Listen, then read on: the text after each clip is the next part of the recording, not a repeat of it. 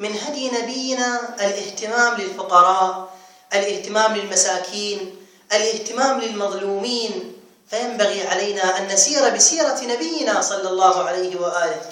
هل أنك أسعدت يتيما؟ انظر أنت، اسأل نفسك بينك وبين الله سبحانه، هل أنك أسعدت يتيما؟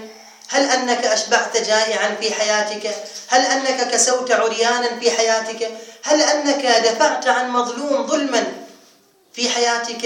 إن لم تكن صنعت ذلك فبادر من الآن حتى تجد الثواب عند الله سبحانه وتعالى في الدنيا والآخرة. الذي يدافع عن المؤمنين يدافع الله سبحانه وتعالى عنه، إن الله يدافع عن الذين آمنوا. رسول الله صلى الله عليه وآله بعث أمير المؤمنين علي بن أبي طالب عليه السلام ليشتري له ثوبا، أعطاه 12 درهما، 12 درهم، وقال اشتري لي ثوبا. اشترى له ثوب ب12 درهما، وكان أمير المؤمنين مسلم لرسول الله صلى الله عليه وآله تسليما كاملا. أعطاه 12 درهم، اشترى له قميص ب12 درهم. سبحان الله. لما جاء به إلى النبي صلى الله عليه وآله قال: يا علي، هذا ثوب فاخر، أقل من هذا يكفيني، ما يحتاج ثوب إلى هذه الدرجة، يعني ثوب جيد. قال: إذا أردت أن نبدله ونغيره لعل البائع يقيلنا، يعني رجع. فرجع إلى البائع، قالوا: أتقيلنا عن بيعنا لهذا الثوب؟ قال: نعم. هذه أموالكم؟ قالوا: لا. أعطنا ثوبا أقل منه. قال: أي ثوب تريدون؟ هذا مثلا ب4 دراهم. سبحان الله. اشترى رسول الله صلى الله عليه وآله ثوبا ب4 دراهم، ورجع وإذا بجارية تبكي. ما يبكيك؟ قالت: إن أهل بيتي، إن سيدي أرسلني لشراء متاع من السوق وأعطاني 4 دراهم فضيعتها وأخاف أن أرجع إليهم. قال لها: هذه 4 دراهم، فاشتري لهم ما تشائين وانصرفي. انصرفت.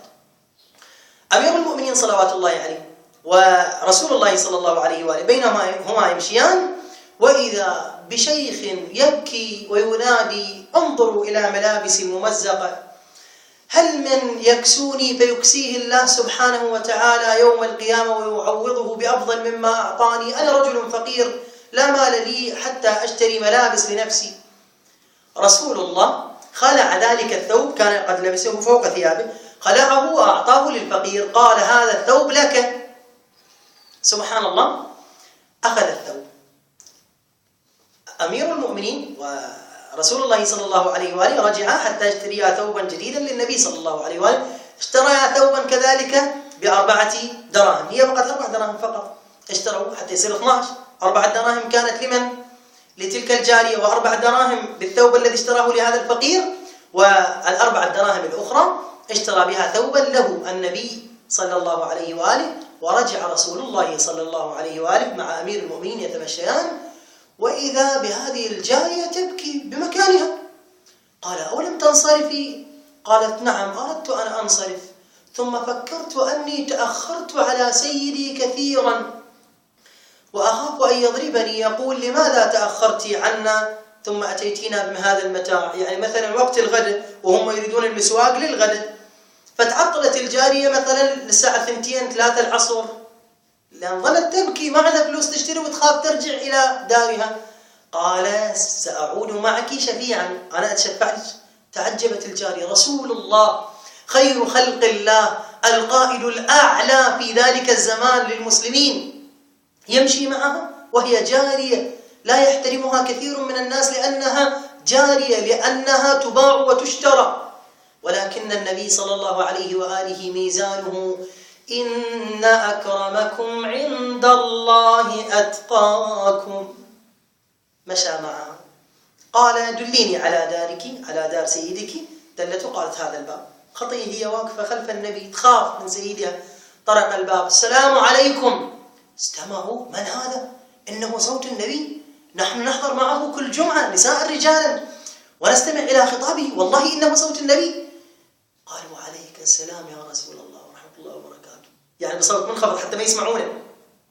قال: السلام عليكم. قالوا: عليك السلام يا رسول الله ورحمة الله وبركاته.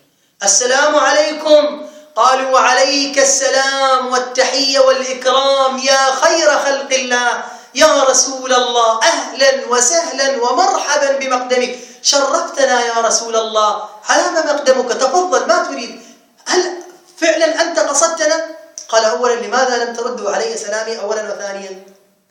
قالوا نحن نعلم أن من هديك أنك تسلم مرة واحدة، والثانية إذا سلمت الثالثة ولم يرد عليك ترجع. قال نعم صحيح، هذا كلامكم صحيح. قالوا فأردنا أن نحصل على أكثر من سلام منك يا رسول الله، مما مقدمك يا نور عيوننا؟ قال هذه الجارية تخاف لأنها تأخرت عنكم فأحسنوا إليها إكراما لي ولا تؤذوها. قالوا هي حرة لوجه الله إكراما لمقدمك يا رسول الله، هي حرة لوجه الله، تذهب تتزوج، لا تكون عبدة ولا تكون أمة، تكون حرة. قال جزاكم الله خيرا. رجع رسول الله مع أمير المؤمنين فقال له يا علي ما أعظم بركة هذه الدراهم، أعتقت مملوكة وكست عريانين بحمد الله سبحانه. أقول يا رسول الله كيف لا تكون الدراهم بركة إذا كان الذي أنفقها مباركا من قبل الله سبحانه وتعالى؟ إنه أعظم خلق الله، إنه الذي قال الله سبحانه وتعالى عنه وما أرسلناك إلا رحمة للعالمين.